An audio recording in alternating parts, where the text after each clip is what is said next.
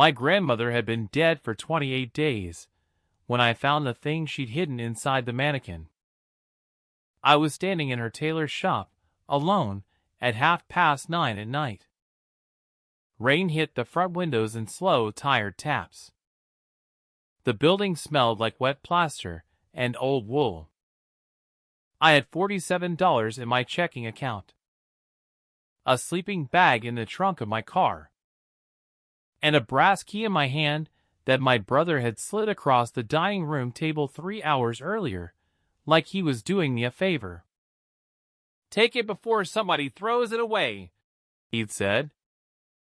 I hadn't cried at the funeral. I hadn't cried when the lawyer read the settlement. But standing there, running my hand along the dusty shoulder of the mannequin in my grandmother's front window, I felt something shift beneath my fingers. Something hard. Something rectangular. Something that should not have been inside a hollow fabric form. I looked closer. There, tucked under the right arm, was a seam.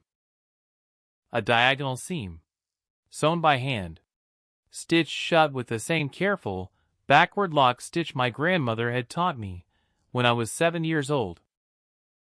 And I understood, right then, that Grandma Eleanor had left me something the rest of the family didn't know about. Something she'd hidden 3 years before she died. Something she wanted only me to find. But that came later. Let me start with the key. The brass key sat on my grandmother's dining room table between a coffee-stained folder and a plate of cold funeral chicken nobody had touched. My brother Marcus slid it toward me with 2 fingers, like he was passing a check. "You should probably take it before somebody throws it away," he said. I was 25 years old.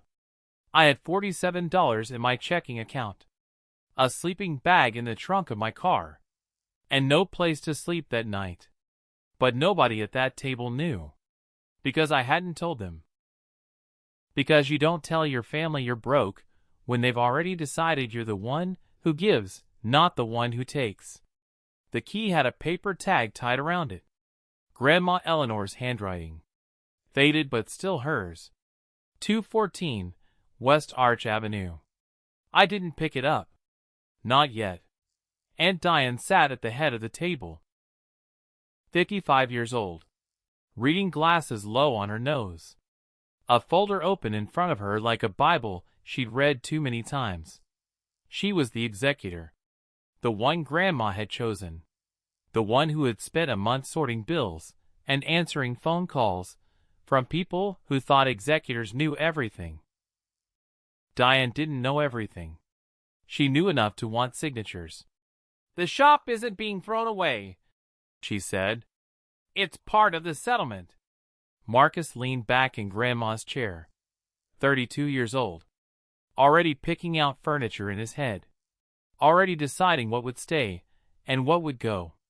The flowered curtains. Gone. The china cabinet. Gone. The clock on the mantel that ran slow. Gone. "That's what I meant," he said. Rain tapped the windows. Slow. Tired. Like it was morning, too. I looked at the papers. The paper said Marcus would get the house. The paid-off house.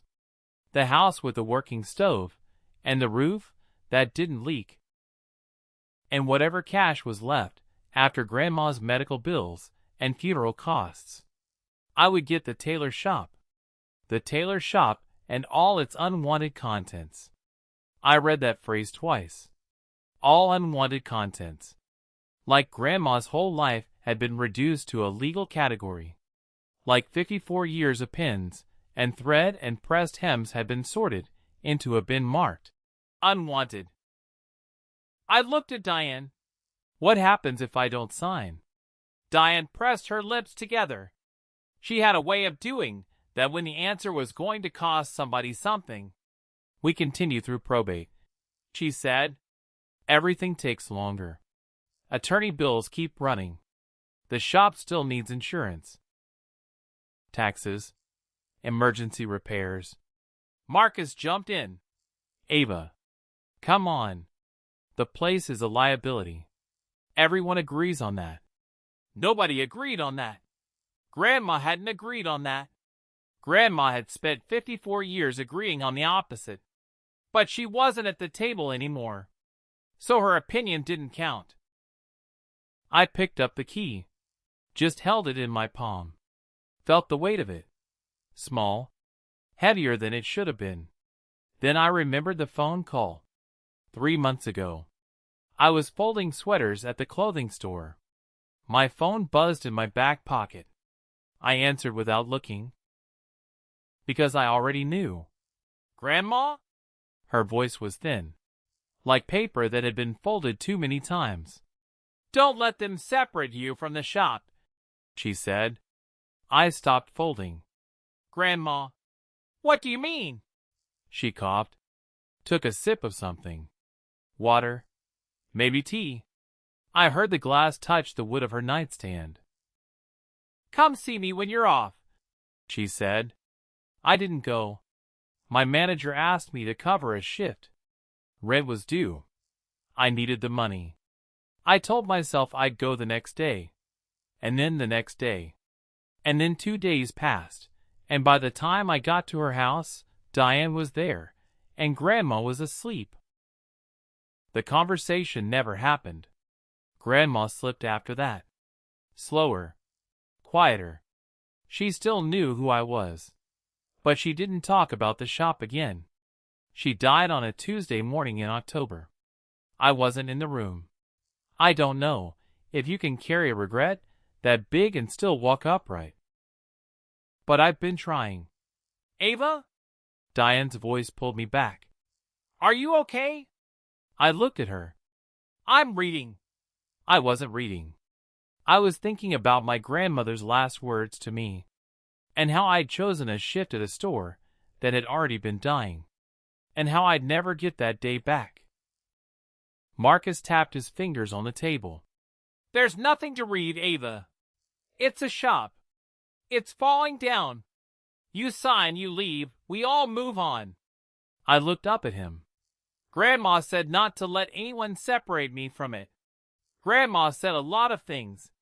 She said that one to me. Marcus rolled his eyes. Actually rolled them. Like we were 12. Fine. She wanted you connected to it. Congratulations. You're getting it. Sign. I looked at Diane. She looked away. That's when I knew something was wrong. Not big wrong. Not yet.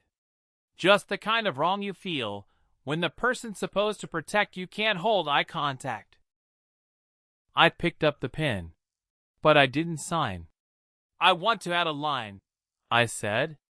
Diane blinked. A line. That every key, every drawer, every scrap of fabric, every single item inside the shop becomes mine the moment I sign. Not next week. Not after probate closes. Today. Marcus laughed. Short. Ugly. What?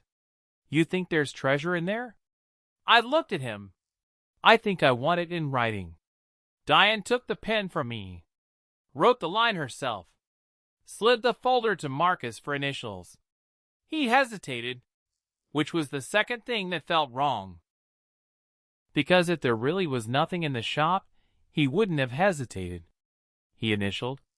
I signed. Somewhere in the house, an old clock struck 2. Slow.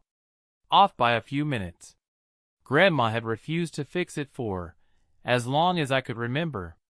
She said clocks that were slightly wrong reminded her that time didn't own her. I stood up. Marcus reached for Grandma's mug, the one with the blue measuring tapes painted around the rim.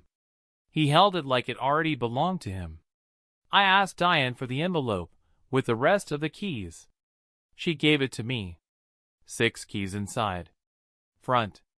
Rear. Upstairs. Office. Cloth room. Courtyard gate. Courtyard gate. I looked at that tag twice. I didn't remember a courtyard gate, but I had one now. I drove to the shop in the rain. My hatchback was packed, so tight the rear window was useless. 2 plastic bins of clothes, a lamp lying across the back seat, a rolled sleeping bag, and 2 boxes from the apartment my landlord had told me to clear out by 6 that evening. I had turned in the apartment key 3 days ago. I hadn't told my family. I hadn't told anyone. Because there's a version of you that people believe in.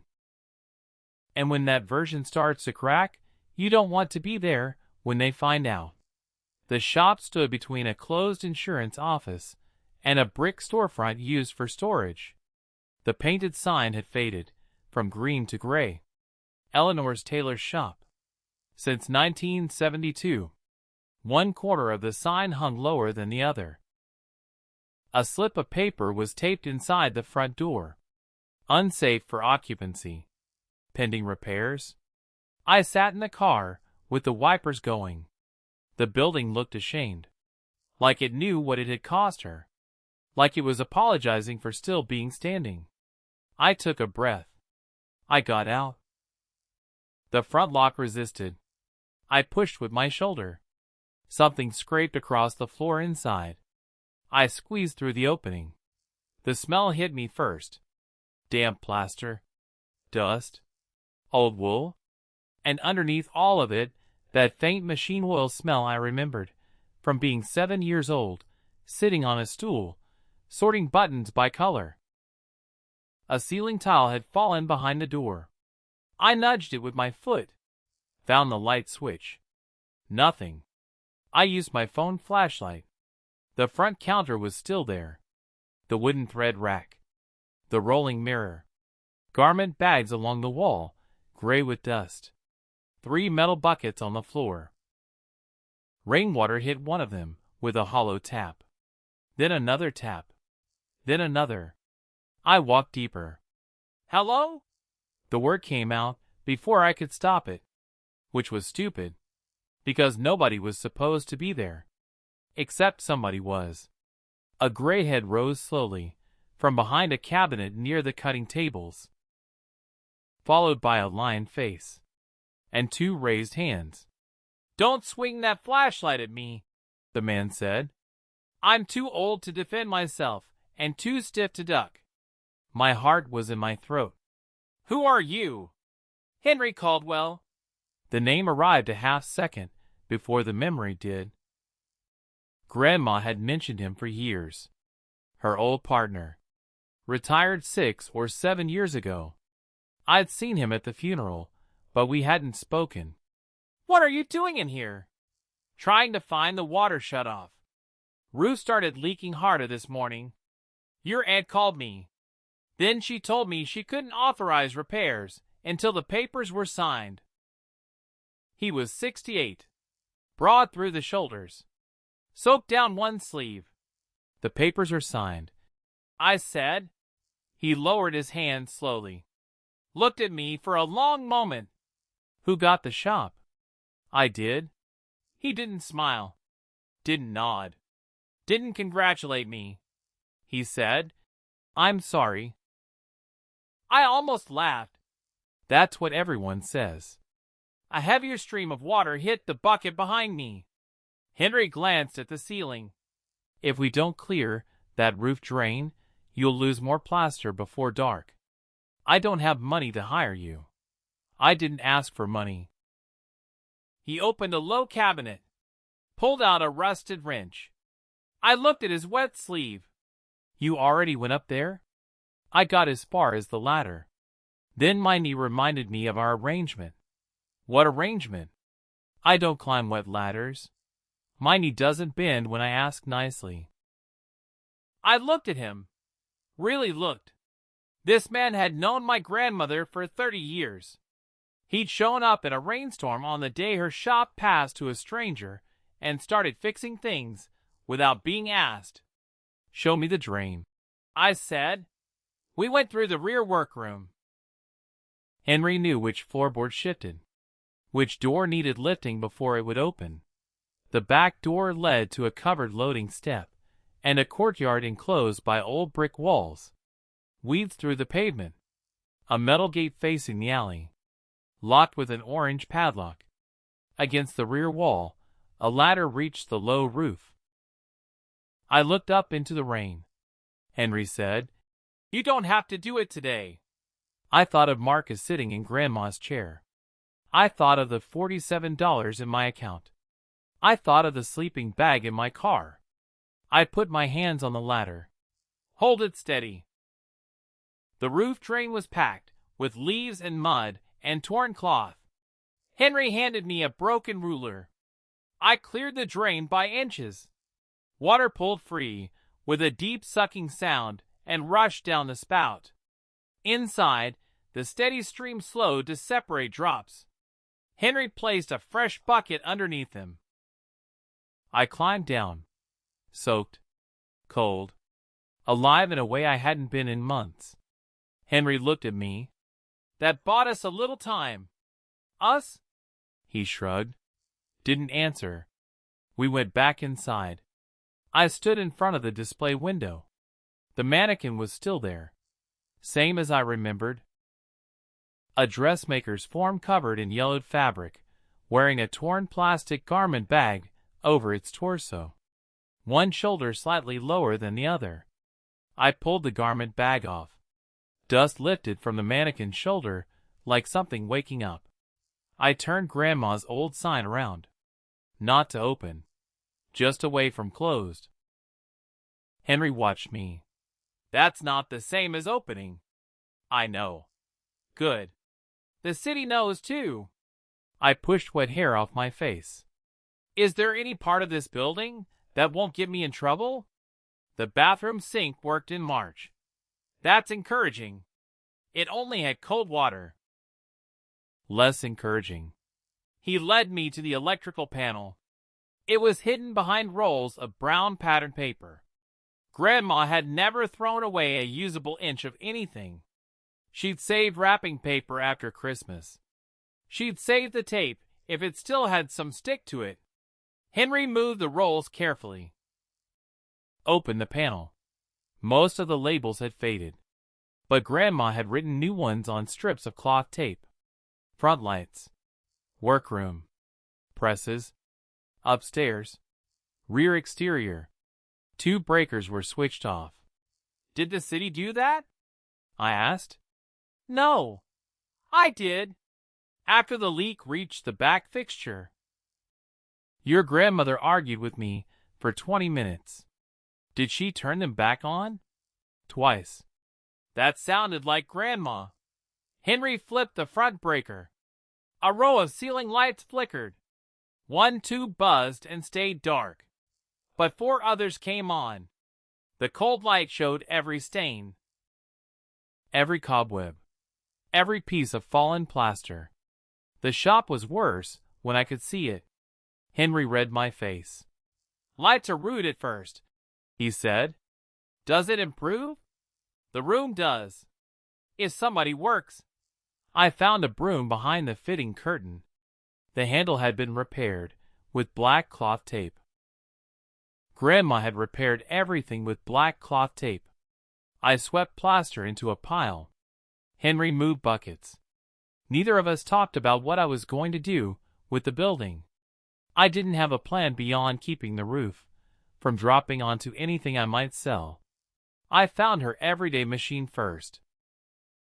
A black straight stitch model set into a heavy oak table. I pulled the vinyl cover off. The cabinet creaked. Henry came over. "Don't force the treadle." "I wasn't. You were thinking about it." I looked at him. He crouched carefully, worked the pedal with one hand. The belt turned stiff, then smoother. "This was hers?" I asked. "Her everyday machine. The fancy one in the office was for buttonholes." I ran a finger across the metal plate. Dust came away in a clean line. "Could I sell it?" Henry stayed crouched. "You could. How much?" "Depends who buys it." Someone who wants furniture might pay more than someone who understands it. That makes no sense. Most prices don't. He stood, one hand on the table for balance. I waited for him to tell me not to sell it. He didn't. What would you do? I asked. Oil it. That doesn't answer the question. It answers the question I'm willing to answer today. I left the machine covered. We cleared enough floor to reach the stairs. The first tread groaned under my foot. Henry made me wait while he tested the handrail. You don't need to inspect every inch tonight, he said. I need to know whether I can sleep here. His hand stopped on the rail. You can't. I didn't ask whether the city approves. I'm not the city.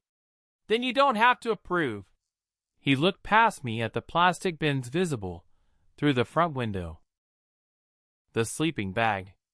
The lamp lying across the back seat. He understood. There's a motel near the highway, he said. With what money? He didn't answer. I climbed the stairs. The upstairs hallway had 2 small rooms on one side and a larger room facing the street. The larger room held cardboard boxes under plastic sheets. Ceiling dry, floor level. The first small room had a metal bed frame. No mattress. The second had a desk, a lamp, and 3 dress forms crowded together like people waiting for a bus.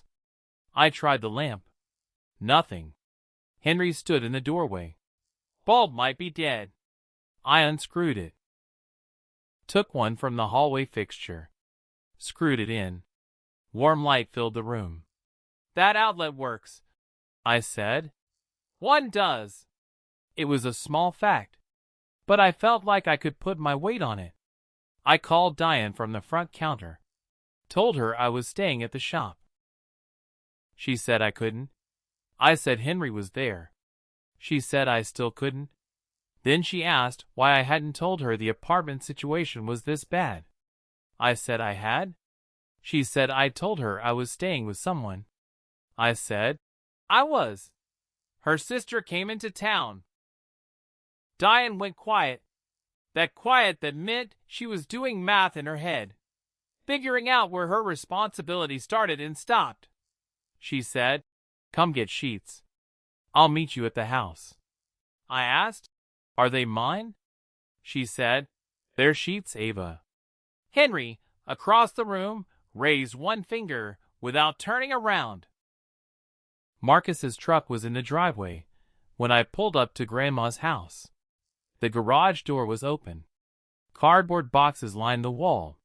He had started before the ink dried. Diane met me in the kitchen. 2 grocery bags on the counter.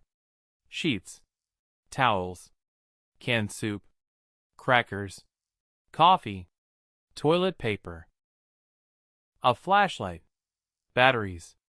Marcus came through the hall carrying Grandma's mug. The blue measuring tape one. "What food?" he asked. Diane said, "Things from the pantry. They belong with the house." She stared at him. "It's canned soup." He set the mug on the counter harder than necessary. "You signed the agreement, Ava. I'm trying to keep the lines clear. The lines are clear. Then, your canned beans are safe." "Ava," Diane said. There it was. The old correction. Marcus pushed. I reacted. Diane said my name. Same script since I was 10. I lifted the bags. "Where's Grandma's sewing box?" Marcus's face changed. "Which one?" "The wooden one. With her initials." "I packed it for the house." "It was in the house sometimes. It was at the shop other times. Same difference. Can I have it?" He looked at Diane, waiting for her to decide, so he could refuse without looking ungenerous. Diane opened a box beside the refrigerator, pulled out a shallow wooden case. Grandma's initials carved into the lid. Deep, old. Grandma had done it herself years ago with a knife and steady hands. "Thank you," I said. Marcus folded his arms. "That might be worth something. Then name a price." "I'm not selling it." You just said it might be worth something. That's not the point. I understood. The box wasn't valuable to Marcus until I wanted it. The moment I asked, it became part of the pile he was defending. For years, I had handled him with softness, waiting, letting Diane smooth things over. I had called that keeping the family together. But I'd been training them, teaching them, that my needs could wait. I picked up the box. This goes with the shop. Marcus stepped between me and the door. Not close enough to threaten. Close enough to make me stop. You don't get to rewrite the agreement. I'm not. Grandma carried this box between both places. Diane put a hand on the counter. I found it in the pantry, with shop receipts inside. Marcus turned. When? After she went to the hospital. You never told me. You never asked. Diane took the box from me, opened it, lifted the top tray. Underneath, a stack of old repair tickets bearing the shop address. She handed the box back. It belonged with the business contents. Marcus moved aside. I left without waiting for him to change his mind. Back at the shop, I found the folding cot behind the cloth room shelves. Exactly where Henry had said. I opened it. One leg was shorter than the others. I folded a piece of cardboard underneath it. I made the bed with Grandma's clean sheets. Then I carried the sewing box downstairs, placed it beside the black machine. I opened the bottom compartment. Under the repair tickets, I found Grandma's small oil bottle and a note, written on the back of an envelope. Her handwriting, slower than I remembered, but still hers. Front machine pulls left. Clean first. Don't blame the needle. I read it twice. Then I read it a third time, because I could hear her voice saying it. I removed the vinyl cover, brushed the dust from the machine, opened the oil bottle, followed her instructions. The oil darkened the cloth as it lifted years of dust from the gears.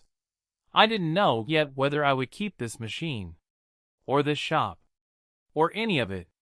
But for the first time that day, I did something to the building that wasn't about stopping damage. I cleaned it. I pressed the treadle. The machine pulled left, exactly as she'd warned.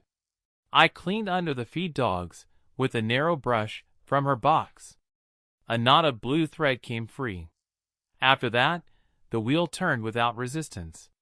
I found a scrap of cotton on the cutting table, bedded beneath the presser foot. The first line wandered. The second held straight. By the fourth, the stitches were even enough that Grandma might have nodded, before finding something else to correct. I sat back. The rain had softened. Water still dropped into the bucket, but with several quiet seconds between each one. I carried the scrap upstairs, left it on the desk beside the lamp. Proof of very little, but I wanted to see it when I woke up. Henry knocked on the glass at 8 the next morning. Travel mug in one hand, canvas tool bag in the other. I came down in socks. He looked past me at the blanket wrapped around my shoulders. Your car is outside. Yes. You stayed. Yes. The ceiling stayed too? So far. He'd brought biscuits. Plain and egg and cheese. He handed me the egg and cheese. That wasn't a real choice, I said. No. He walked to the machine. Noticed the clean plate, the oil bottle, the missing cotton scrap. You get it running? It was already running. It needed cleaning. Good answer. I read the note. Still good. We spent the morning on his workbench. It stood in the rear room. The top was scarred by blades and chalk and hot irons. One drawer had swollen shut. Henry removed it, carried it beneath the front lights. Your grandmother spilled tea in there. When? Several times. You didn't move the cup? I tried. She said a cup had a right to sit where it was useful. I sanded the swollen edge, while he cleaned rust from the runners. Somewhere in the middle of it, without meaning to, I said, I didn't come. Henry didn't look up. When? When she called me. 3 months before. She said don't let them separate you from the shop. And I didn't go see her. I picked up a shift instead. Henry kept working on the drawer. You needed the money. I needed her more. He was quiet for a moment. Then he said, she wasn't ready to leave. I know. Neither were you. I know. That's the part people don't say. I looked at him. He kept sanding. We fit the drawer back into the bench. It slid smoothly. Stopped. Closed flush. Henry pulled it open again, just to make sure. There, he said. He looked at me. You want to know what I think? Yes. She would have called again if she needed to. She didn't call again because she was tired. Not because you didn't come. I couldn't answer that. So I didn't. We ate biscuits at the counter. I opened Grandma's repair ticket book. Her last entry was 7 months before her death. A jacket sleeve. $12. A note in the margin. Customer talks with hands. Leave room at elbow. How many people came here? I asked. Before she stopped. Enough to keep her busy 2 or 3 days a week. Why didn't Diane know? It wasn't making money. It was taking in money. There's a difference. I turned another page. Work trousers. Choir robes. A funeral dress. Sleeves shortened for someone who had lost weight. People had kept coming. After the sign faded. After the roof began leaking. After the notices went up. That didn't make the shop profitable. But it meant it hadn't become useless. Not the way Marcus said it had. I looked at Henry. Can I take alterations here? He chewed slowly. You can sew? Basic repairs. You can accept work without opening the building to the public. Drop off at the door. But if you take somebody's good coat and this roof drops on it, that's on you. I looked at the front room. The leak was behind the customer counter. The machine and fitting area were dry. I wrote a sign. Alterations. Hems. Buttons. Simple repairs. By appointment. Henry read it. You need a phone number. I added it. You need prices. I need to see the clothes first.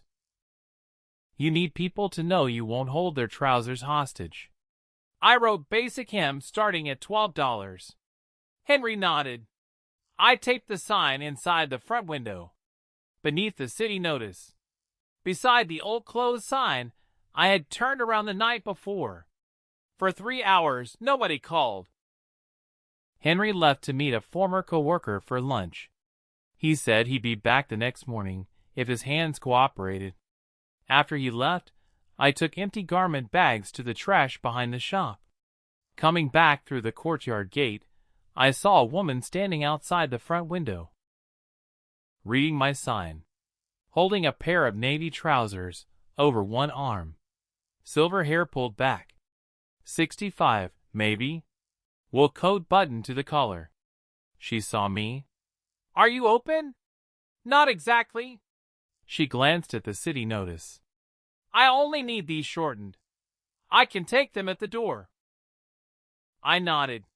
You're Eleanor's granddaughter? She asked. Yes. I wondered what happened to her. I didn't know what to say. So I unlocked the front door, accepted the trousers on the sidewalk, didn't invite her in. She marked the length with a safety pin. I measured both legs. Quoted $14. She handed me the trousers and $7 in cash. I'll pay the rest when I pick them up. I wrote a receipt using Grandma's old ticket book. The woman folded her copy into her purse. Then she looked at me for a long moment. "Your grandmother saved my life," she said. I stopped writing. "I'm sorry. In 2005, my husband died in June. Heart attack. 58 years old. No warning." Her voice didn't shake, but her hands did. She folded them together to make them still. "I didn't have money for the funeral. Not for the burial. Not for a dress. I hadn't worn black in 20 years. Nothing fit. Nothing was right." She looked at the front window. "I came in here on a Wednesday afternoon. I don't know why I picked this shop. I hadn't been here before. I just walked in. I couldn't move. Your grandmother took my measurements. Didn't say a word about money. 2 days later, she gave me a black dress, a jacket, a blouse, all of it." Her eyes filled. "I asked her what I owed. She said, 'You go stand beside him on Sunday, and you look like you belong there. That's how you honor him. The rest of it doesn't matter.'" The trousers were still in my hand. The woman wiped her cheek with the back of her wrist. "I've come back every year.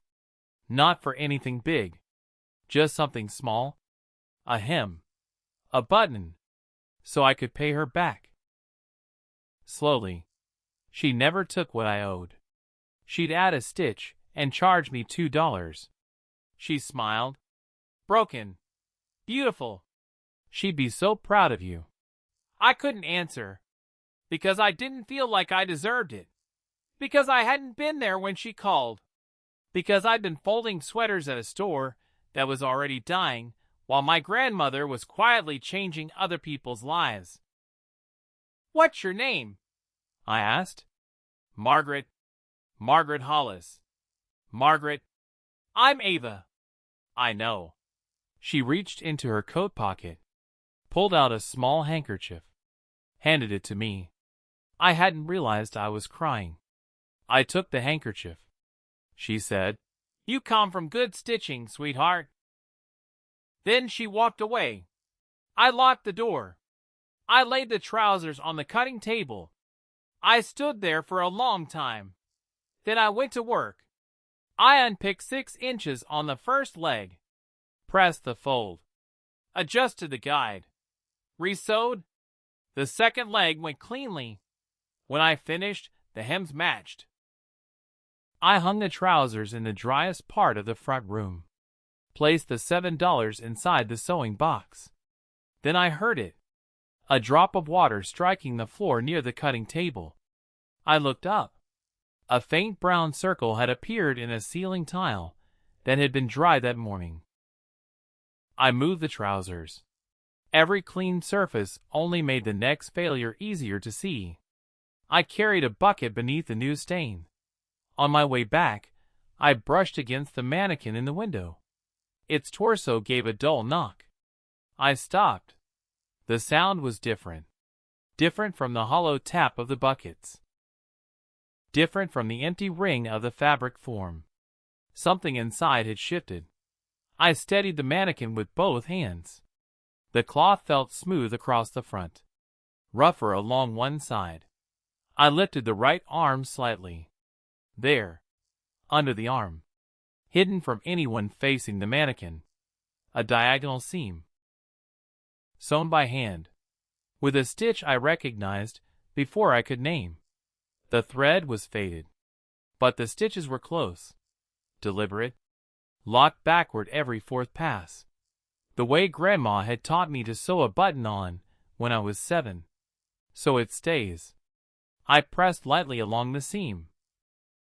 Halfway down, my fingertips met the sharp edge of something flat, and stiff, and rectangular, beneath the cloth. I didn't move for a long time. I just stood there, in a shop nobody wanted, in a dress I'd been living in for 2 days, in a life that had shrunk down to $47 and a folding cot.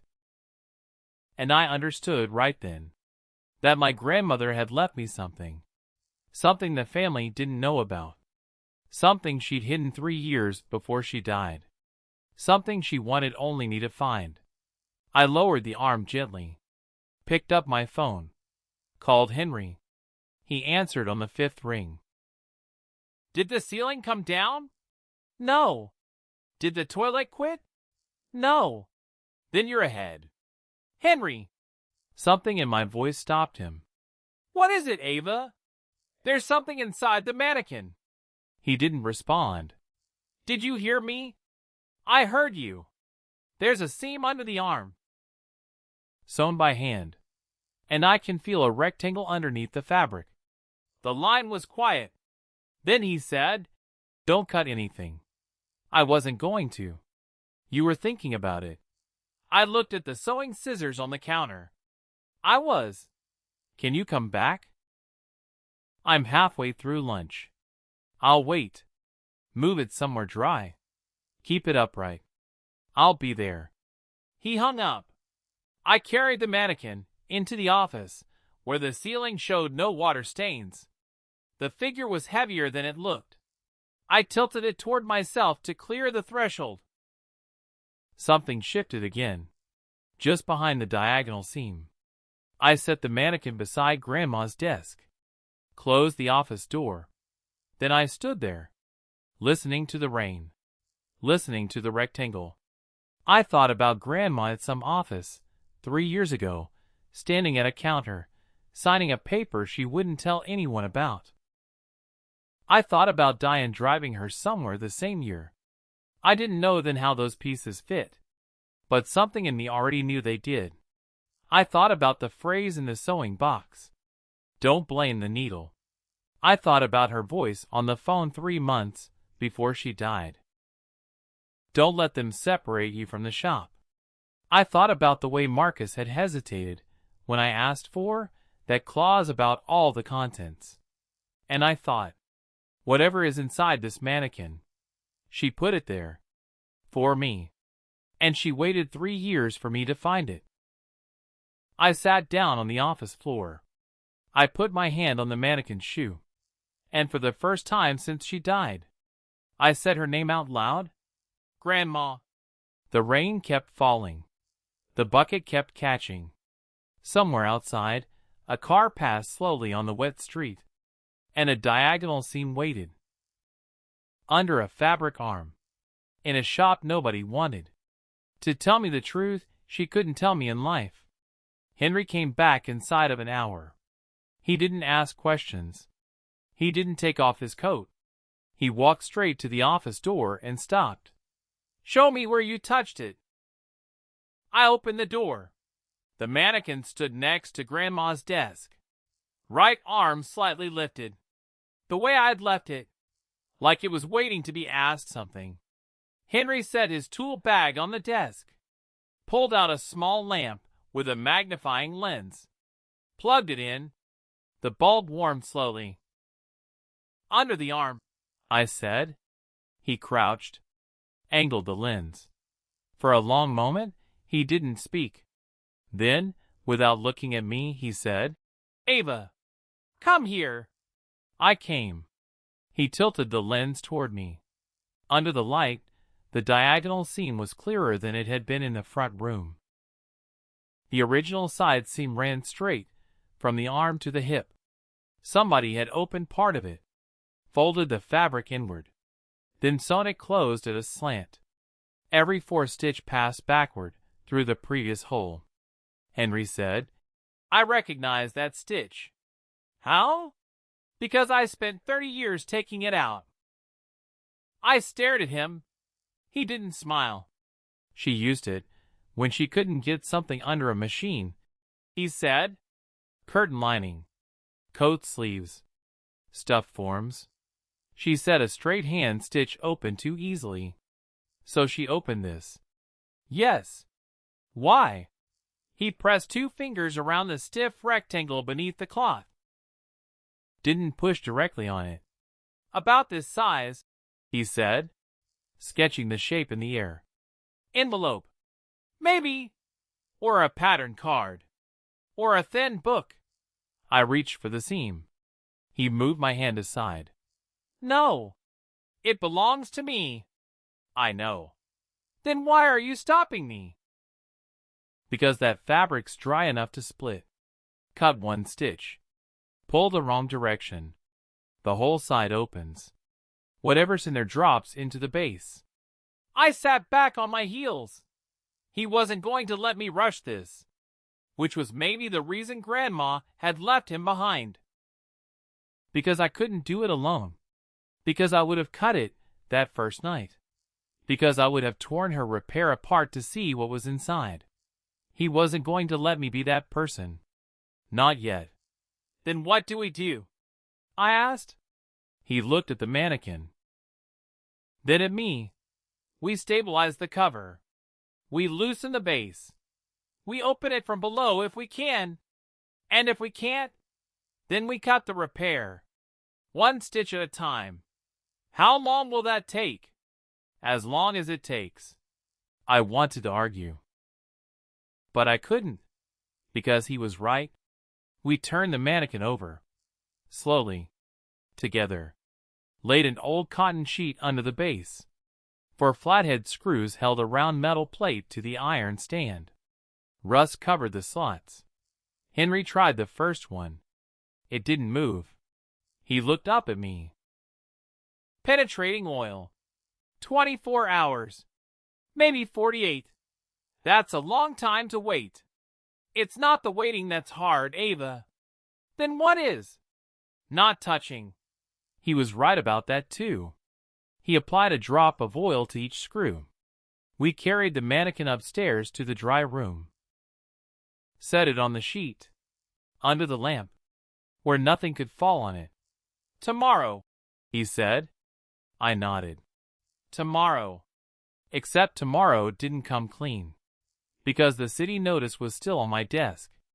And the estimate for the roof was still $38,000. And the 28-day deadline had shrunk to 22. And the mannequin was going to have to wait its turn. I called the bank on Wednesday morning. Told them who I was. Told them what I had. A shop building. No income yet. A repair plan stamped by the city. A handwritten note from a woman my grandmother had helped bury her husband in. They said the shop could secure a rehabilitation note. They said the rear parcel could not be included. They said the loan would be $38,000 for approved repairs. Interest higher than I hoped. Payment starting in 6 weeks. Secured against the shop. If I couldn't pay, the shop went to the bank. I stared at the wall. I thought about the $47. The $7 in the sewing box. The $14 coming from Margaret when she picked up her trousers. I thought about Grandma. Don't blame the needle. I said yes. I signed the papers at the library. Printed on their machine. $2 and quarters. I walked home in the rain, with the papers under my jacket. I didn't tell Diane. I didn't tell Marcus. I told Henry. He read the schedule at the cutting table. Slowly. His right hand had started to stiffen again. He shook it out. Kept reading. This is expensive. I know. If a tenant walks... He stopped. Something in his voice. Henry! Not yet, Ava. Not yet what? I want you to have one clean day before I bring somebody else through that door. I let it go. Because I trusted him. Which, in retrospect, was one of the smartest things I did that week. The next morning, she came. Dark blue car. Parked at the curb. A woman stepped out. Read my sign. Then looked past it. Straight into the workroom. At the long cutting tables. She tried the door. I met her outside. I'm not open for walk-ins yet. I'm not here for alterations. She handed me a card. Sabrina Ashford. Regional Costume Cooperative. We heard your grandmother's tables were still here. I didn't know what to say. Sabrina saved me the trouble. A former customer posted a picture of your sign. Margaret? Possibly. I looked past her, at the long tables through the window. You want alterations? I want production space. I blinked, because production space wasn't a phrase people used about my grandmother's shop. Cutting tables. Power. Storage. Loading. Not a storefront. We already have those. She said it like she was reading from a list. How much space? The rear workroom. Secure storage. The courtyard. Shared use of the front. I stared at her. She stared back. For how long? I asked. 5 years. With options after that. 5 years. I opened my mouth. Closed it. Opened it again. What's the rent? She paused. Looked past me at the shop. Once repairs are complete, $3,200 a month. $3,200 a month. For rooms with buckets in them. For a shop the family had called worthless. For the workroom Marcus had said was salvage. I didn't say anything, because if I opened my mouth, I was going to cry. Sabrina saw it. Can I see the tables? The public can't come inside. I'm not the public. I'm a potential tenant. I think the city would still count you as a person. Small smile. First one from her. Fair. I unlocked the courtyard gate instead.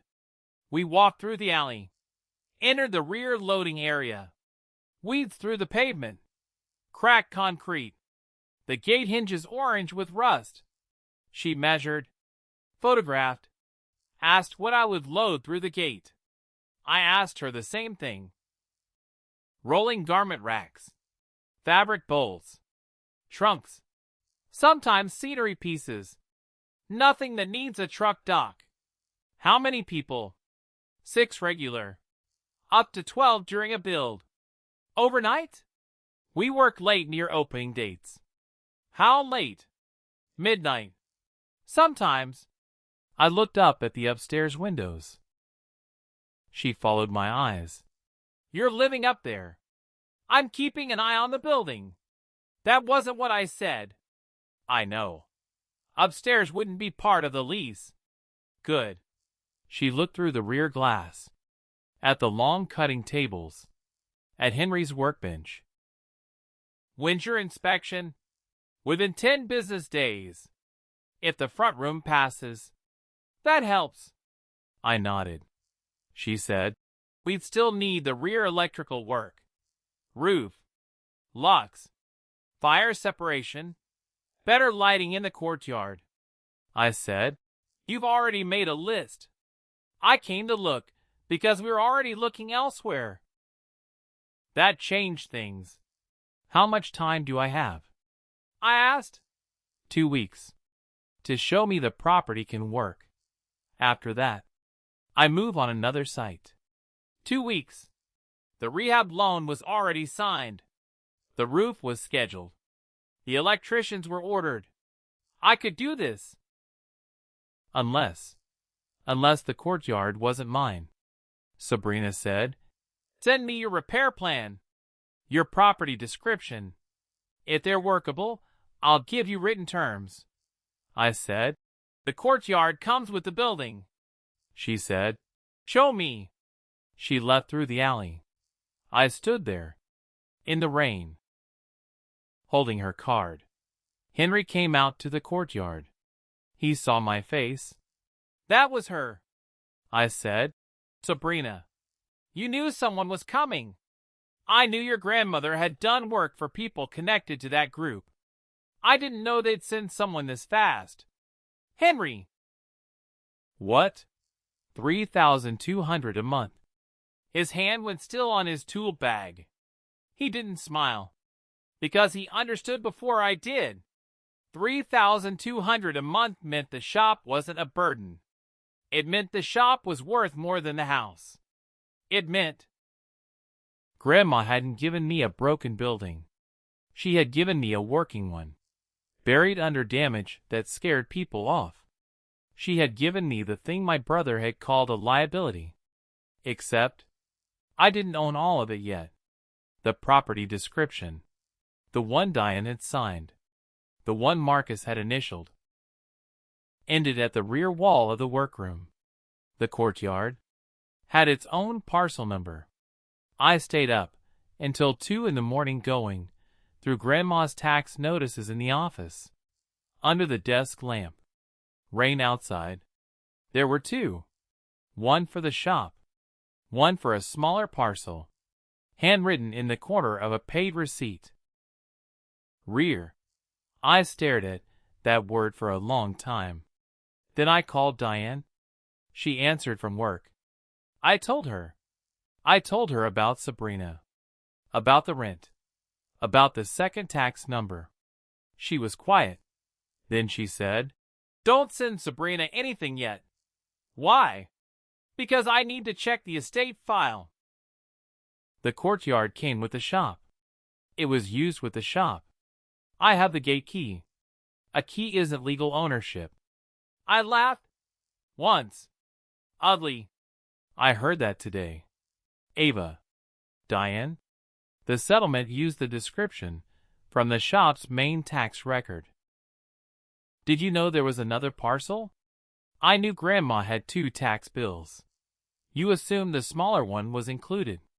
I was dealing with the property records the attorney gave me. Who gets anything not listed? Long pause. The residual estate, according to the terms, which, potentially, goes to Marcus. I sat down on the office floor. The mannequin was 2 feet away, waiting. Ava, Diane said, I need you not to tell Marcus about Sabrina yet. You always say that. I know. You always want to protect him from things I'm dealing with. That's not what I'm. It is. That's exactly what you're doing. I want to check the records before this becomes bigger. It's already bigger. I signed a loan. Diane, I signed a $38,000 loan against this building yesterday because I thought I had a tenant. Silence. Then quietly, you didn't tell me. You didn't ask where I was sleeping. That landed. I heard it land. Because Diane was quiet for a long time. Then she said, I'll look tonight. Don't tell Marcus. Ava, I can't. Just don't tell him until you know. She said okay. I hung up. I sat there. The mannequin didn't move. Neither did I. Marcus showed up 2 days later. Didn't knock. Front door.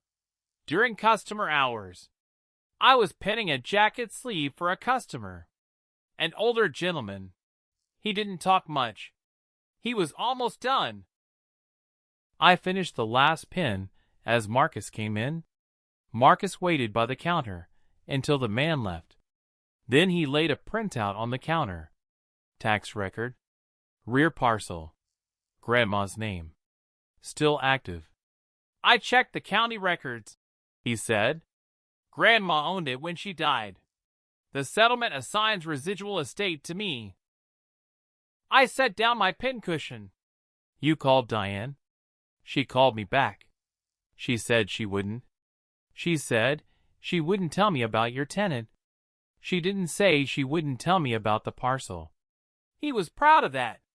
Which, in the moment, made me want to slap him. But I didn't.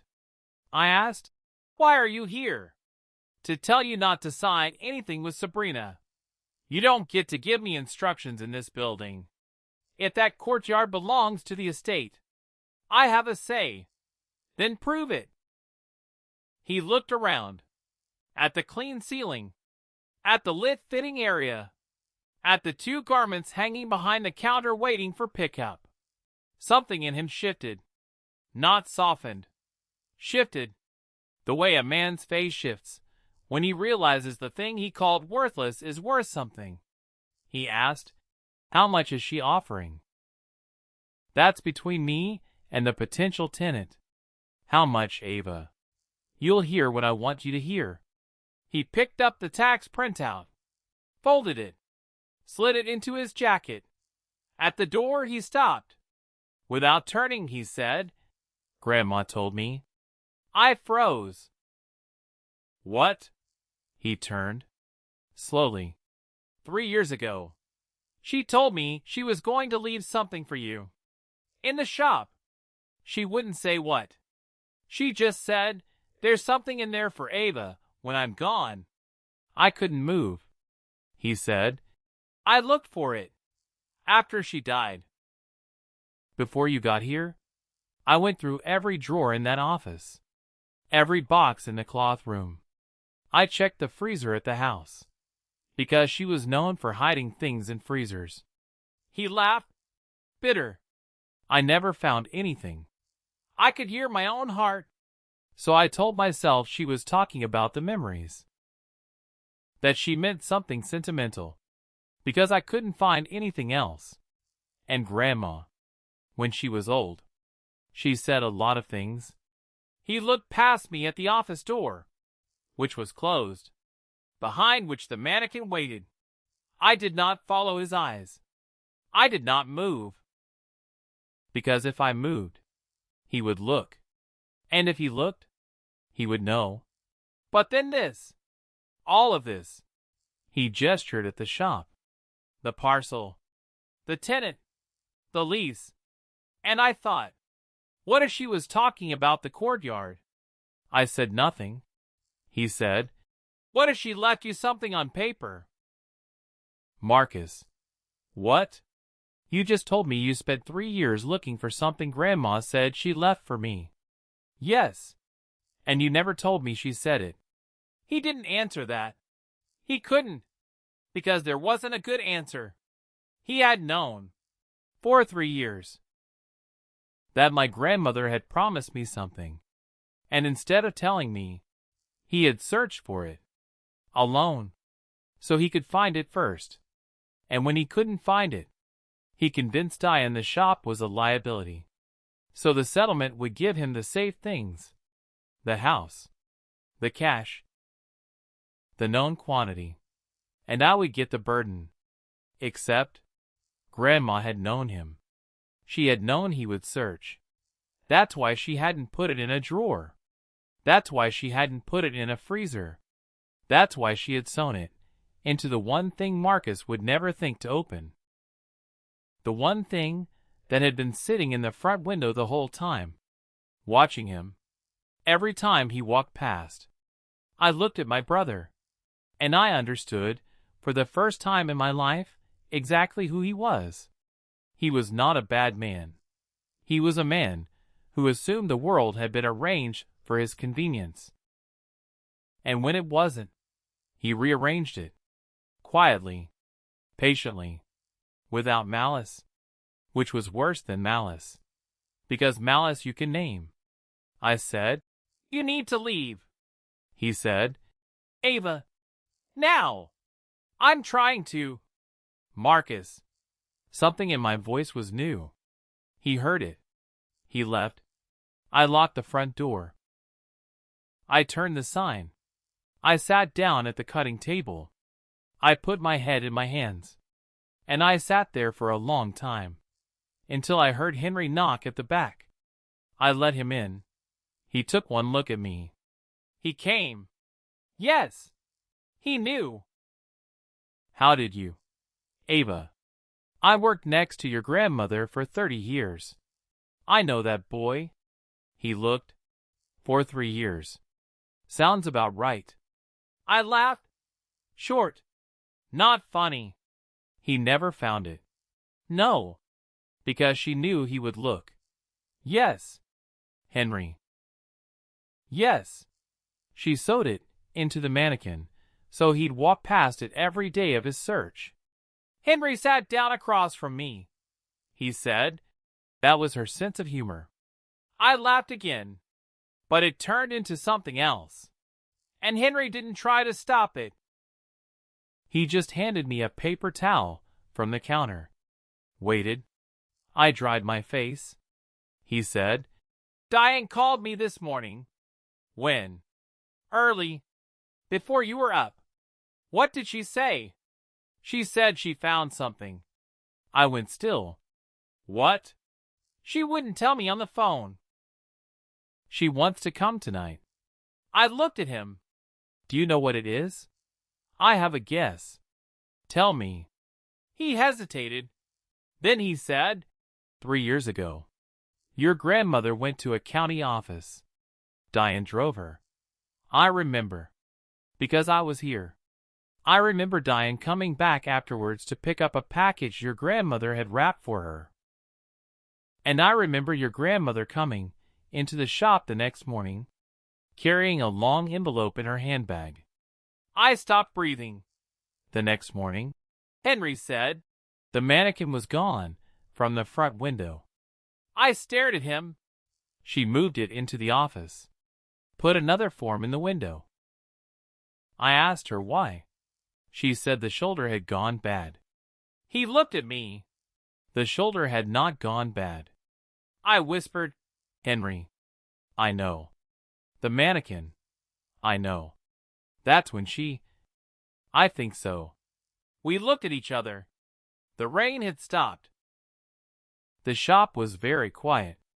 And upstairs, in the dry room, under a cotton sheet, with 4 screws soaking in penetrating oil, the mannequin was waiting. Diane arrived at night at 6. Coat buttoned wrong.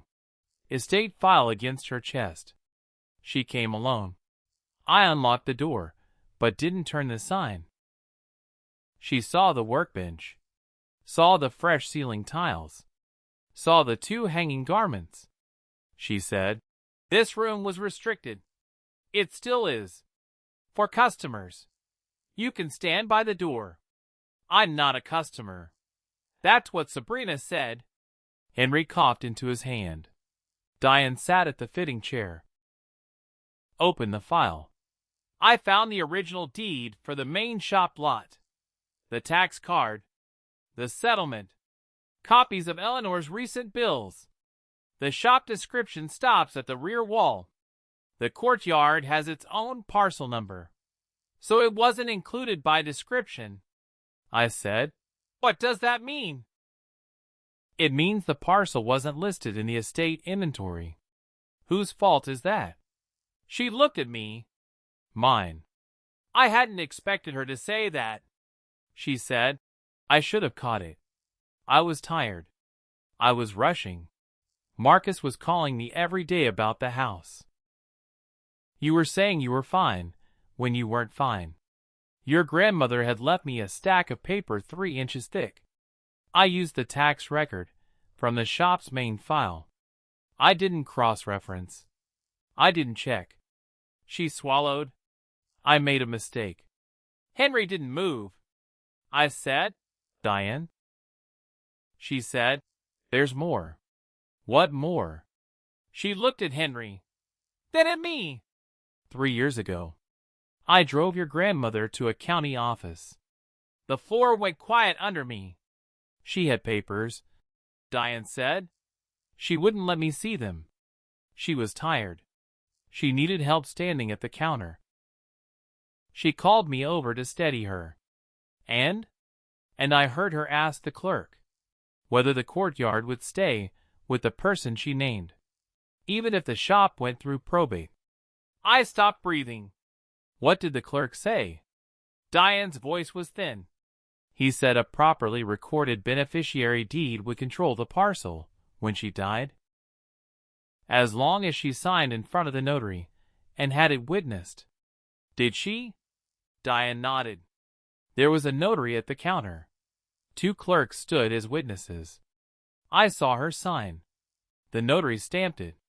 Then he stamped it again. Then she paid the recording fee. Silence. I could hear the bucket dripping in the front room. I could hear Henry breathing. I could hear my own heart, somewhere far away. Whose name? Diane closed her eyes. Yours. Henry lowered his head. I couldn't move. I said, you never told me. No. You never told the attorney. No. You knew. 3 years ago. that Grandma went to a county office. And you knew last week when I asked you if she'd ever talked about the courtyard. And you said, she used it with the shop. Diane's voice cracked. I know. Why? Because I couldn't find the envelope. I didn't know if she'd finished it. I didn't know if it was still valid. And by then, you had already signed the settlement. If I erased a document I couldn't produce, Marcus would say I was favoring you. The attorney would reopen every file. The whole thing might stop. And She stopped. She couldn't finish. I said it for her. You were afraid. She looked at the floor. Yes. Henry stood up, went to the counter, poured a paper cup of water, brought it to her. She took it, didn't drink. I said, Diane, look at me. She looked up. I said, you are the person she called when she needed a ride. You are the person she asked to drive her to that office. She trusted you, not because you were brave, but because you were the only one who would show up. Every time. On time. Diane's eyes filled. She trusted you. I said, but she needed one more thing from you. She needed you to tell me. And you didn't. Because you were scared of Marcus. And you were scared of the paperwork. And you were scared of everyone being angry at you. Diane put her hand over her mouth. I said, I am not going to yell at you. I am not going to threaten you. I am not going to tell the attorney. I am not going to make you sign anything tonight. She said, then what? I said, I want you here on Sunday morning.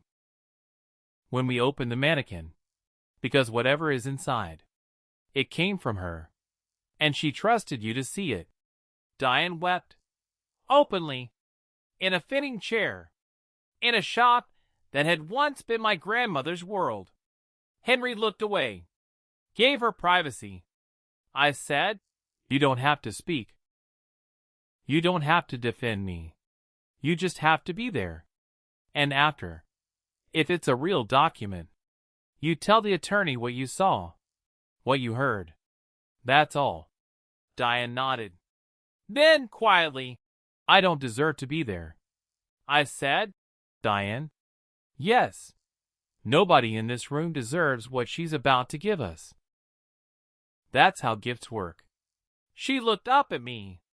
For a long time. Then she said, you sound like her.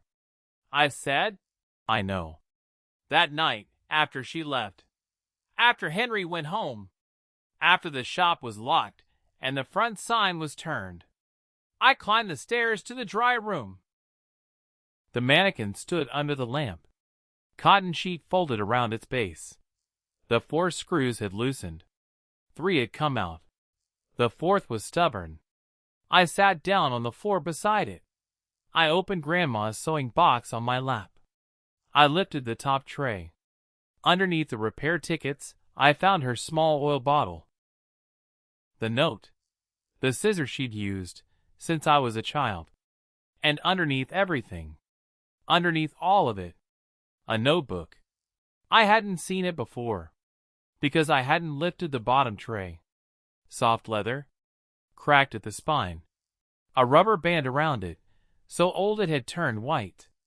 I opened it. Her handwriting. On the first page. This is not a diary. This is a place to remember things I don't want to forget. I turned the page. The straight seam needs a straight heart. Don't rush a stitch that's going to hold weight. Measure twice. Cut once. Same in cutting cloth as in cutting words. I turned another page. Half the notebook was recipes. Half was fitting notes for customers. One page had a list of birthdays. My name was on it. So was Marcus's. So was Diane's. My mother's, and a shake your hand at the bottom. Grandma had underlined it. Then, at the back of the notebook, folded in half. A single sheet of stationery. My name on the outside. Ava. I opened it slowly. Ava, my girl. If you're reading this, you found the notebook. Which means you've come to the shop. Which means you've kept your promise even, though I never asked you to make one. I'm going to ask you something. Don't rush. Don't cut. Don't tear anything open in a hurry. There is something in the shop for you. You will know it when you find it, because it will not be where anyone would look for a document. Trust the person you brought in to help you. If you brought Henry, you brought the right one. If you brought Diane, don't punish her too long. She has been carrying more than any of us know. Marcus. If he is there, let him see it. Let him be in the room. He will not thank you, but he will remember that you let him be there. Someday that will matter. Ava. Whatever you find, it is yours. Not because you asked for it. Because you didn't. You are the only one who never asked. That is why I chose you. I love you today and always. Grandma. I read it 3 times. Then I laid down on the floor, on the cotton sheet, next to the mannequin, and I cried. Not the pretty kind. The other kind. The kind that comes out sideways because it has been waiting for months. 4 years. For the phone call I didn't answer. For the shift I picked up. For the funeral where I didn't cry. For the settlement I signed while my brother watched. I cried until my throat hurt. Then I lay very still. The lamp buzzed softly. The mannequin stood over me. And I said, out loud, to the ceiling, I'm here, Grandma. Sunday morning, 6:30. First light. The rain had stopped for good. I was already downstairs. I had made coffee in the office kettle Henry had cleaned. I had laid a fresh muslin sheet across the cutting table. I had set out 4 chairs. 1 for Henry. 1 for Diane. 1 for Sabrina. 1 for Marcus. At 7:15, Henry knocked. Travel mug in hand. Small bag over his shoulder. Fresh document sleeves. Cotton gloves. The magnifying lamp. He looked at the chairs. He looked at me. He said, You called him? I said, Grandma told me to. He nodded once. Set his bag down. At 7:52, Diane arrived. Coat buttoned correctly this time. Estate file in her canvas tote. Face pale. She stopped in the doorway. She said, I brought the attorney's letter. For what? Confirming what I saw. What I heard.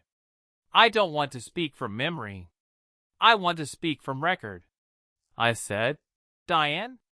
She said, Please, let me do this the right way this time. I said, okay. At 7:55, Sabrina Ashford's dark blue car pulled up. She got out, walked to the door with a clipboard. Behind her at 8:12, Marcus's truck. He got out. He walked to the door. He looked at me through the glass. I unlocked it. He came in. He didn't say hello. He looked at the 4 chairs. He looked at the office door. He looked at me. He said, You started without me. I said, No. I said, I waited. I picked up the seam ripper. The room went quiet. Everyone sat down.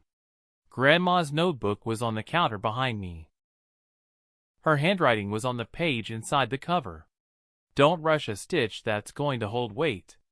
I opened the office door. I brought the mannequin out. I set it on the muslin. I lifted its right arm. I slid the point of the ripper under the first diagonal stitch. I looked at Henry. He nodded. I looked at Diane. She was already crying. I looked at Marcus. For the first time in my life. He didn't look angry. He looked afraid. I lifted. The thread parted with a soft, quiet snap. The first stitch parted. Nobody moved. I slid the ripper under the second one. Lifted. Snap. Under the third. Lifted. Snap. Henry held the fabric with 2 fingers. Steady. Barely breathing. Diane sat with both hands pressed together. Not praying. Just holding.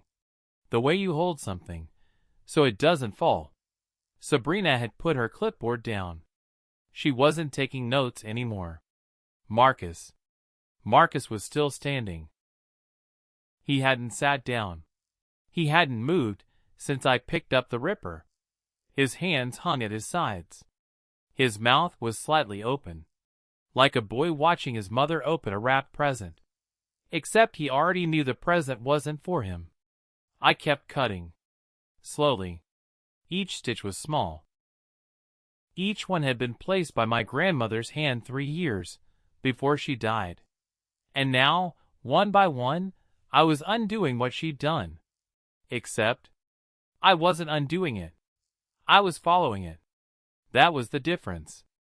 You could cut backward through her stitches, or you could cut with them. Same movement. Different direction. She had left a trail. I was just walking down it. Halfway down the seam, the edge of the inner pocket appeared. I heard Diane breathe in sharply. I kept going. 4th from the bottom. 3rd from the bottom. 2nd. Last stitch. I lifted. Snap. The repaired flap loosened but didn't fall. Grandma had turned the cloth inward before sewing it closed. So even after the seam opened, the fabric held. Like a book that had been shut for a long time and needed to be opened by hand. Henry looked through the magnifying lens. The cover's holding. I put on the cotton gloves. Then, with 2 fingers, I opened the flap. Inside, sewn to the lining, was a narrow cloth pocket. And in the pocket, a cream-colored envelope, wrapped in a clear plastic sleeve. I drew it out. Slowly. My hands were shaking. The envelope was legal-sized. On the front, in my grandmother's handwriting, 1 word. Ava. I heard Diane put her hand over her mouth. I set the envelope on the muslin. Photographed it. Front. Back. Every angle. Because that's what Henry had told me to do. Because whatever was inside might need to be proven later. Then I slid a small blade under the tape. Grandma's initials crossed the edge in blue ink. The tape lifted cleanly. I opened the flap. Inside was a single folded document. And underneath it, another envelope. Smaller. Also with my name. I took out the document first. Unfolded it. At the top, in printed capital letters, beneficiary deed. Underneath that, my grandmother's name. Eleanor Bennett. Then the legal description of the rear parcel. Then, in the beneficiary field, Ava Bennett. At the top corner, a county recording stamp, dated 3 years earlier. The date matched the day Diane had driven her. For a long moment, nobody spoke. Then Marcus said, quietly, "That doesn't prove anything." He said it like he wanted to believe it. His voice was thin. I looked at him. Not angry. I looked at him the way you look at a boy who's just found out the game he was playing was never a game to anyone else. I said, "Marcus." He said, "Anybody could have put that in there." Henry said, without looking up, "You watched her cut it open. That doesn't mean the paper is real." Diane said, "I saw her sign it, Marcus." He turned to her. "You said you didn't see anything." "I saw the notary stamp it. I saw her write her name at the counter. I saw the 2 clerks who signed as witnesses. I didn't tell you 3 years ago because I didn't know what she was doing. I know now." Marcus said, "You've been telling one story. Now you're telling another." Diane said, "I've been telling half a story. I'm done doing that." He looked at her for a long time. Then he sat down. Finally, in the chair I had set for him. He didn't argue any more. He put his hands on the table, palms flat, like a man steadying himself against something moving underneath him. I set the deed aside. I picked up the second envelope, the smaller one, the one that had been underneath the deed. Ava. Again, in the same steady hand. I opened it. Inside was a letter. 3 pages. Written on the good stationery Grandma had kept in the top drawer of her desk for as long as I could remember. The kind with a faint watermark of a magnolia in the corner. I unfolded the first page, and I started to read. Except, I couldn't. Not out loud. Not yet. I read it silently first, because it was mine. She had written it to me, and I needed to have it just once before I shared it with the room. Ava, my girl, if you're reading this, I'm gone. Don't cry too long. I had a good life. Because I had you. The parcel behind the shop. I bought it with money I saved over 20 years. 1 button, 1 hem, 1 suit at a time. I didn't buy it because I wanted more land. I bought it because I knew someday you were going to need a place that belonged to you. Not to your brother. Not to your aunt. Not to anyone who could take it away. I know Marcus. I love him. He's my grandson. But he doesn't understand the value of silence. He doesn't understand why a straight stitch matters.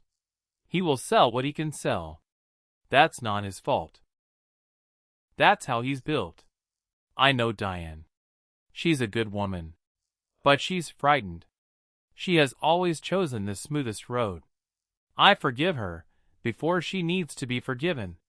Tell her that. She'll need to hear it. I know you. You are the light of my life. You sat on that stool for hours when you were 7 years old, sorting buttons by color, and you never once asked to be thanked. You stitch slowly, but you stitch with your whole heart. That's the thing I couldn't teach anyone. You already had it. Don't sell the parcel. Don't split it. But don't keep it because of me. Keep it because you have earned a place to stand. And Ava, forgive your brother. Not because he deserves it. Because you deserve to live without carrying anger in your body. Anger is heavy. I carried it once for a year after your mother died. And it made me smaller. Don't let it make you smaller. I loved you today. I will love you always. Grandma. I set the pages down. I was crying. I didn't try to stop. Diane was crying. Henry was crying, though he was pretending he wasn't. He kept touching the corner of his eye like he was moving a piece of dust. And Marcus. Marcus was looking at the letter.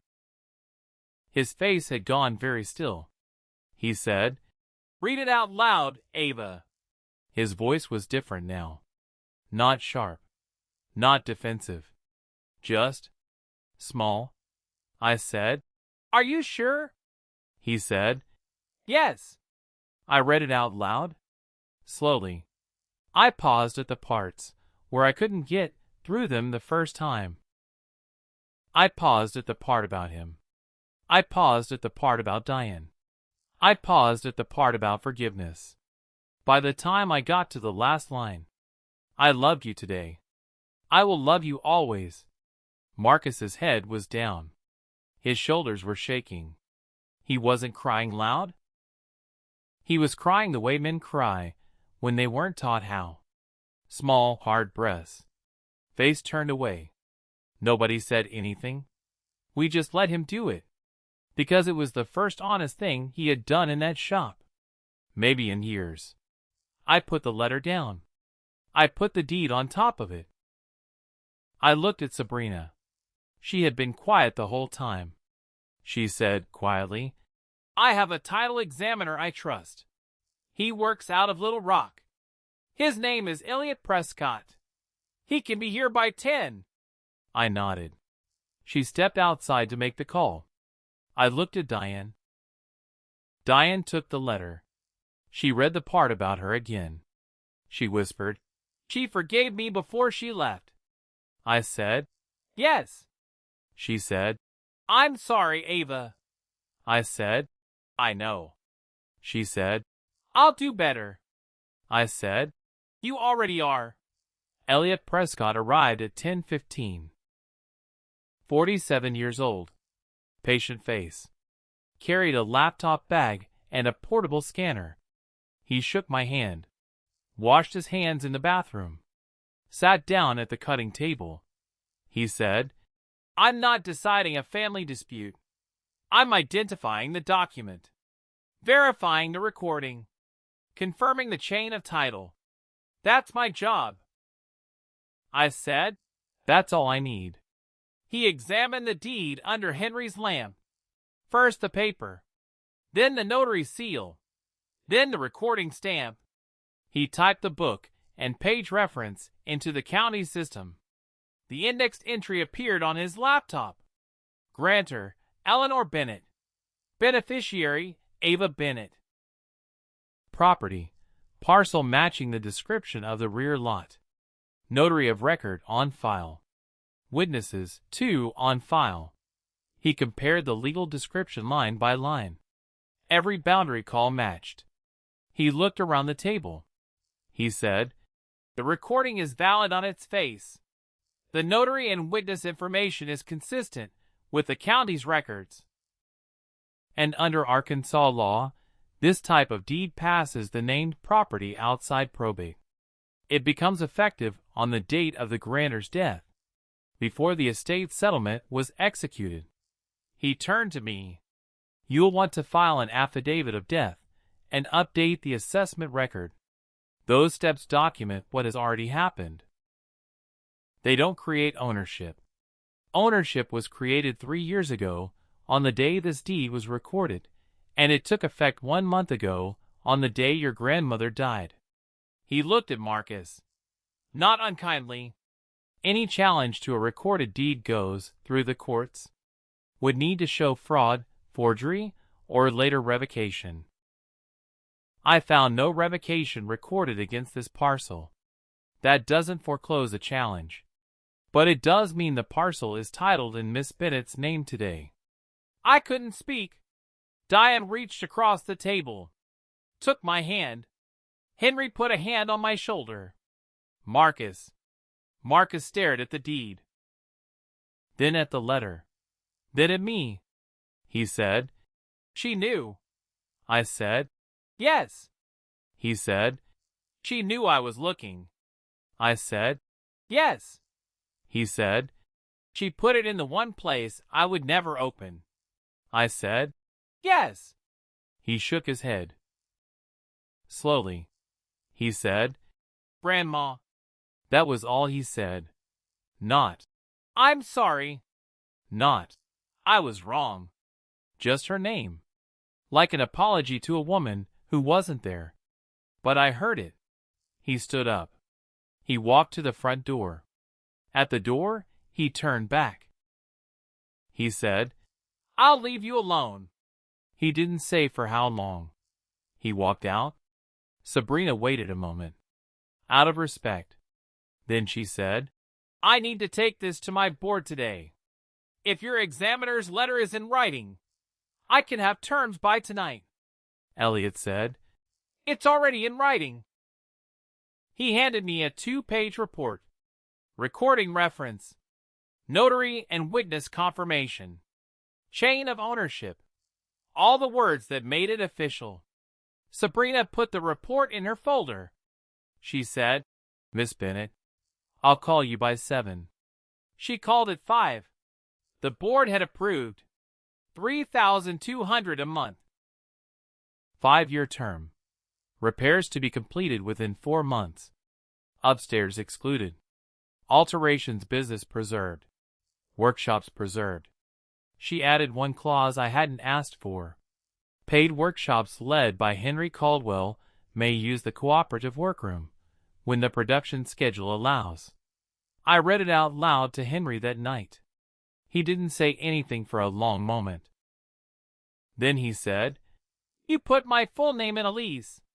I said, "You put your full name on a sign." "Same thing." He tried not to look pleased. He failed. The next weeks changed the shop. The roof crew came back and finished the flashing.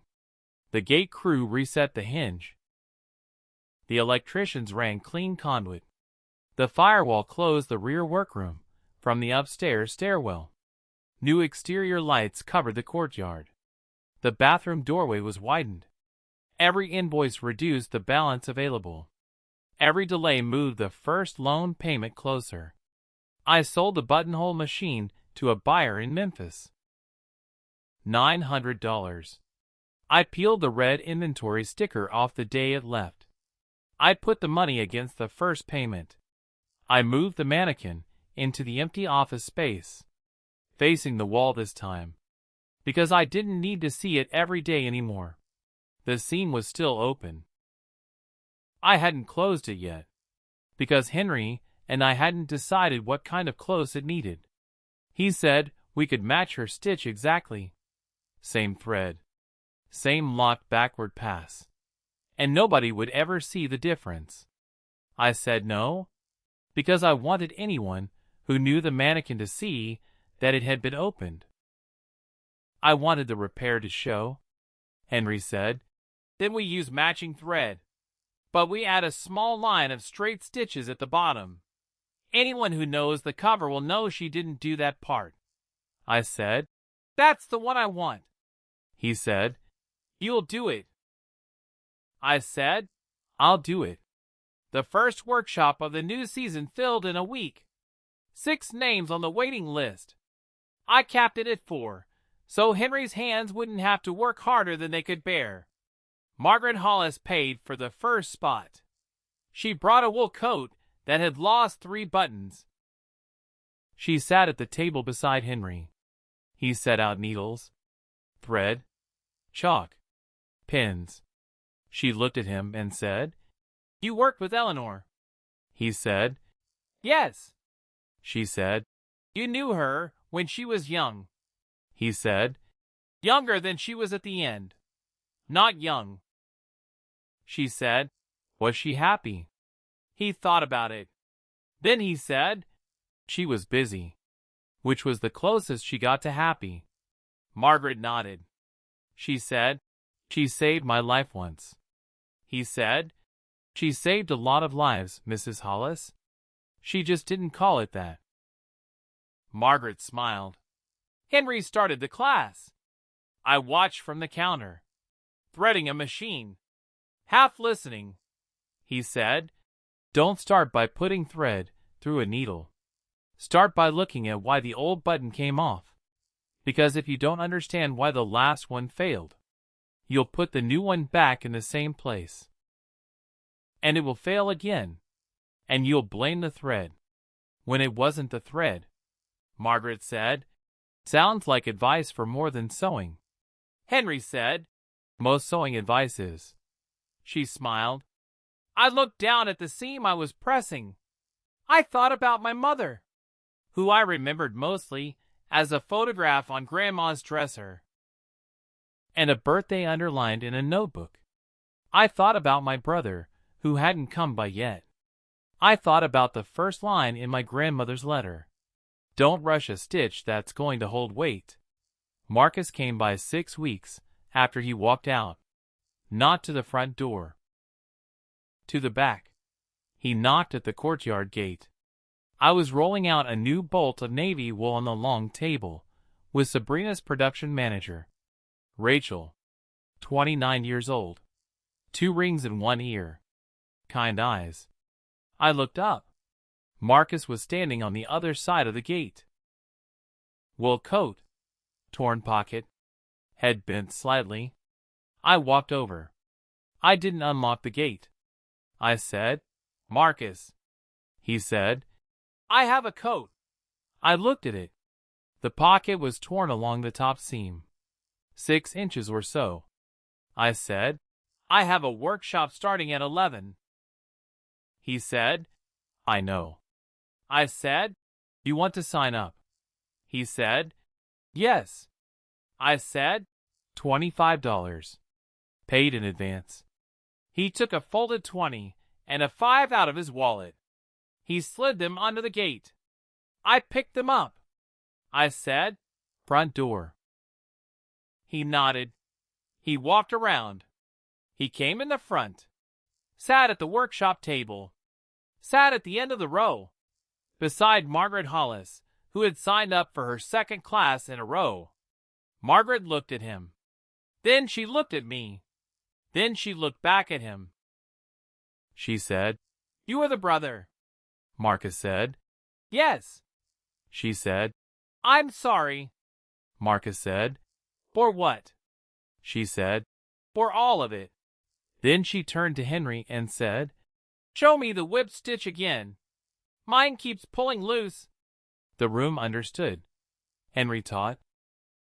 Marcus tried. His first stitch was too close to the tear. Henry said, that's not going to hold. Marcus said, it looks fine. Henry said, it won't after you use the pocket. Marcus said, so it looks fine now and fails later. Henry said, that's how everything looks. Marcus pulled the thread out. Started again. Henry corrected him 3 times. Marcus corrected himself the 4th. He kept his head down. Didn't look at me until the class was over. Afterward, as everyone was leaving, he stayed.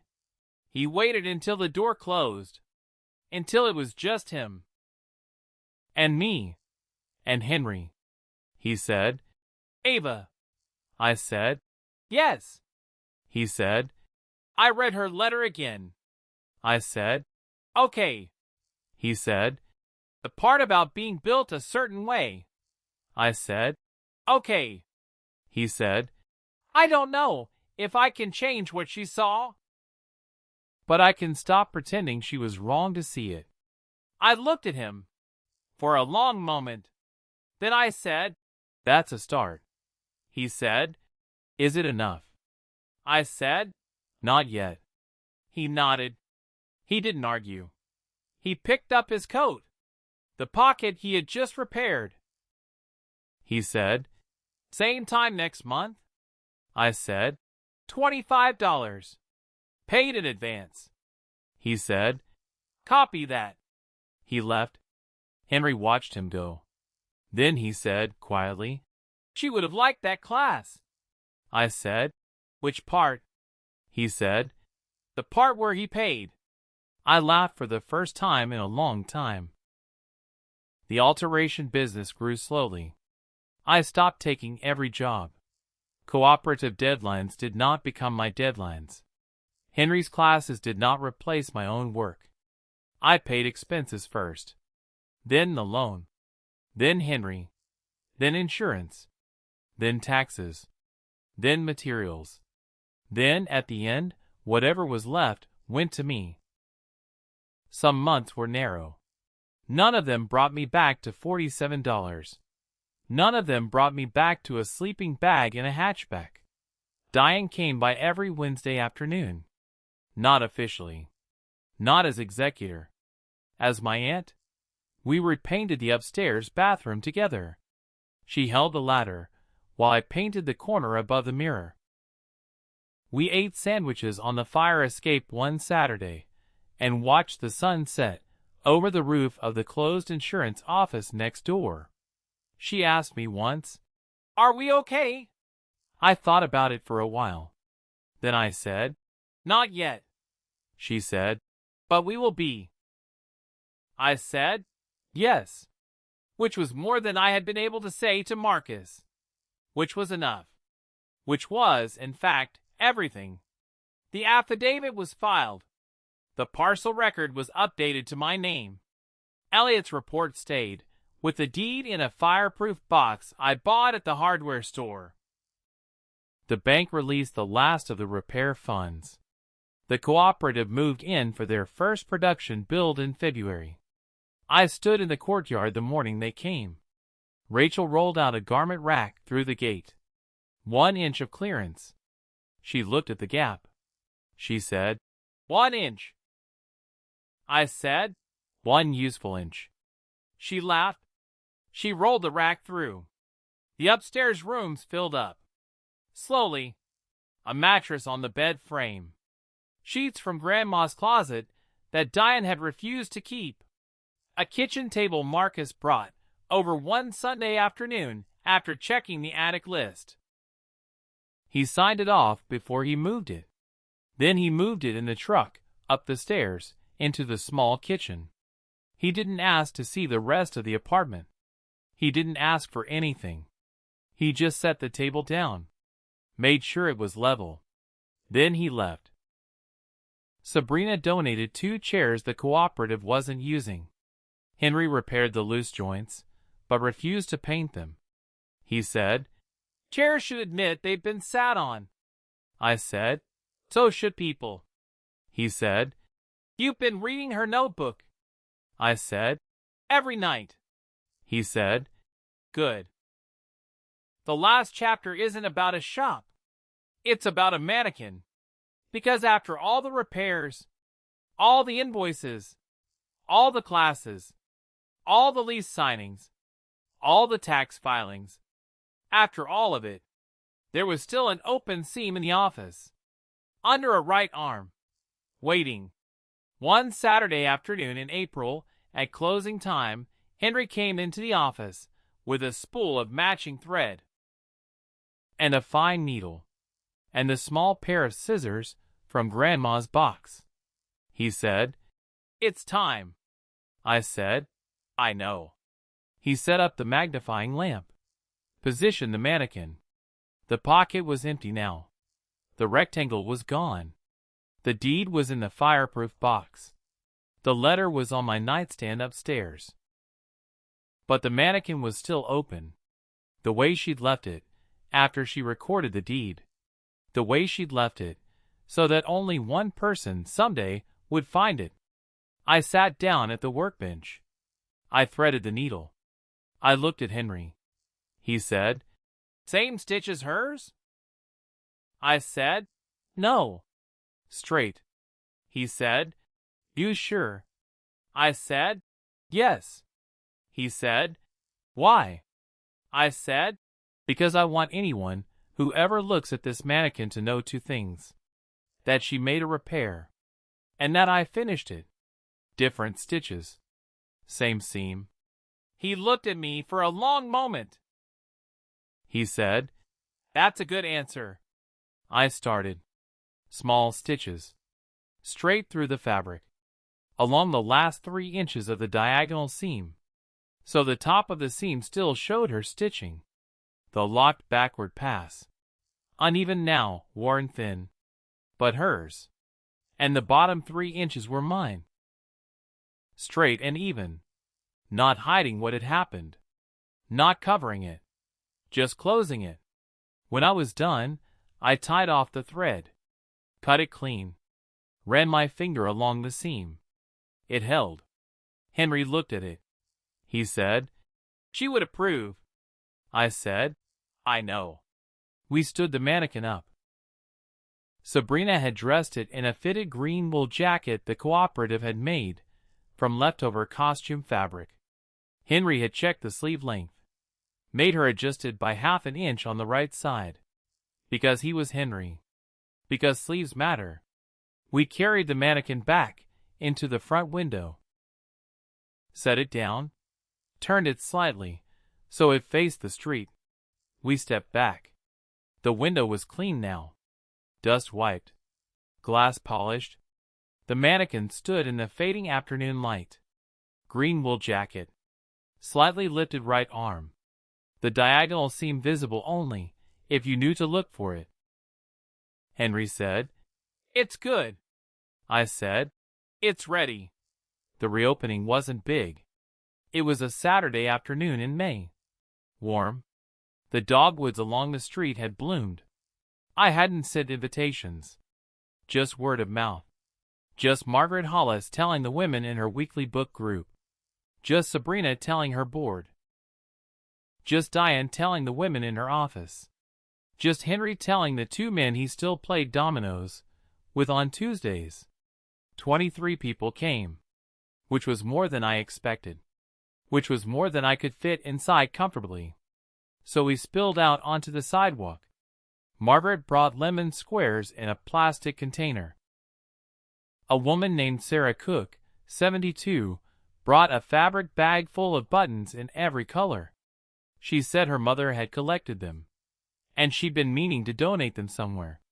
I said, "This is the somewhere." She said, "I hoped so." Henry sat at his bench and let people look at his tools. He talked to two of the older women about pressing techniques. He told the same story about my grandmother spilling tea in his drawer 3 times. Each time was slightly different. Each time was better. Diane refilled a coffee pot in the office kitchenette she'd set up. Rachel gave a mini tour of the workroom. Explained what the cooperative did. Introduced her production manager to a woman who taught costume design at a community college 2 towns over. Marcus came late. He came with a small hammer and a folding stool. He walked to the wooden platform under the mannequin without asking anyone and quietly reinforced a loose corner where the wood had split. He didn't say anything to me while he did it. He just did it. When he was done, he put the hammer back in his jacket pocket. He looked at the mannequin. He looked at the diagonal seam. Then, quietly, so nobody else heard, he said, "Nice stitch, Ava." I said, "Which one?" He said, "The straight one at the bottom." I looked at him. He looked at me. Then he walked over to Margaret Hollis and asked her if the lemon squares were still available. That was the closest we got to a full conversation for a long time. It was enough. The sign outside kept my grandmother's name. Underneath Eleanor's Tailor's shop, I added 3 lines. Alterations. Costume production. Sewing workshops with Henry Caldwell. At the bottom, in the smallest letters, written by me. Painted the following week by a sign painter who charged me $40 and refused to take $50. Since 1972. Still stitching with the whole heart. That's what she used to say. That was her line. That night, after everyone had gone. After the last coffee cup was in the sink. After Diane had kissed my cheek at the door and said, "See you Wednesday." After Henry had waved at me from his truck and driven off. After Marcus, who had stayed until nearly the end, had folded up his stool, nodded at me once, and left without saying anything else. After Sabrina had locked the courtyard gate and dropped her keys through the mail slot with a note that just said thank you. I stood alone in the shop. The lights were off, except for one behind the counter, and one inside the display window. The mannequin stood in the window. Green jacket. Straight shoulders. Seam repaired. I walked upstairs. I made a cup of tea in the small kitchen. On the hot plate. In the mug, with the blue measuring tapes painted around the rim, which Diane had brought over one Wednesday. Without asking, without explaining, she had just set it on the counter and said, "This should be here." I brought the tea to bed. On the nightstand was Grandma's notebook. I opened it to a page I had bookmarked, with a scrap of ribbon. She had written in her steady hand, "Every stitch has a season. Some are quick. Some take years. Some take longer than a life. Trust the fabric to know which." I read it twice. I set the tea down. I closed the notebook. I turned off the lamp. I lay in the dark for a long time. I thought about my grandmother in a county office 3 years before her death, standing at a counter, signing a paper she wouldn't tell anyone about. I thought about her walking home, carrying a long envelope in her handbag, opening the shop early the next morning, locking the door behind her, sitting down at a mannequin, threading a needle, making a diagonal seam that would hold. For 3 years. Through leaks. Through storms. Through a funeral. Through a family meeting. Through the day I signed away my inheritance for what looked like a burden. Through the night I first laid a hand on it. She waited. She trusted the fabric. She trusted me. Downstairs, the mannequin stood in the window. Under the low light. 2 kinds of stitches on one seam. Hers. And mine.